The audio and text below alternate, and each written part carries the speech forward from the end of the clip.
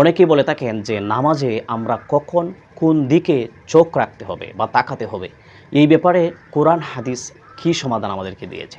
নামাজ হলো এমন একটি ইবাদত, সেটা একগ্রতা চিত্তে বিনয়ের সাথে নম্রতার সাথে মহান আল্লাহ তাআলার ইবাদত বন্দেগীতে মশগুল থাকতে হবে।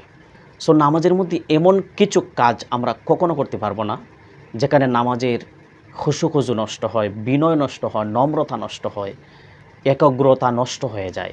এই ব্যাপারে আল মুহিতুল বুরহানি কিতাবের মধ্যে সুন্দর একটি সমাধান দিয়েছেন।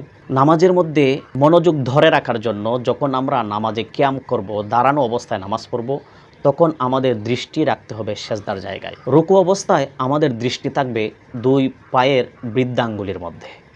আমরা যখন সেজদায় যাব তখন আমাদের দৃষ্টি থাকবে এই নাকের ডগায়।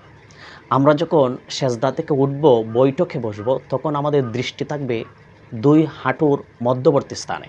আরও একটি মাসআলা তাবঈনুল হাকাইকের মধ্যে এসেছে, আমরা যখন সালাম ফিরাবো, সালাম ফিরানোর পরে আমাদের আসসালামু আলাইকুম ওয়া রাহমাতুল্লাহ বলে যখন সালাম ফিরাবো, তখন আমাদের দৃষ্টি থাকবে ডান দিকে সালাম ফিরানোর সময় ডান কাঁধে এবং বাম দিকে সালাম ফিরানোর সময় আমাদের বাম কাঁধে দৃষ্টি রাখতে হবে।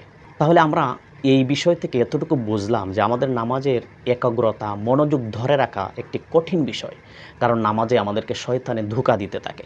এমতো অবস্থায় আমাদের মনকে নামাজের মধ্যে একাগ্রতার সাথে হাজির করার জন্যে আমরা এই বিষয়গুলা, এই পদক্ষেপগুলা মেনে চলব। ইনশাল্লাহ আপনি একদিন দুই দিন এইভাবে যদি ধরে রেখে নামাজ আদায় করতে পারেন, আপনার মন নামাজের মধ্যে থাকবে ইনশাল্লাহ। আল্লাহ তাআলা যেন আমাদেরকে তৌফিক দান করেন। আসসালামু আলাইকুম।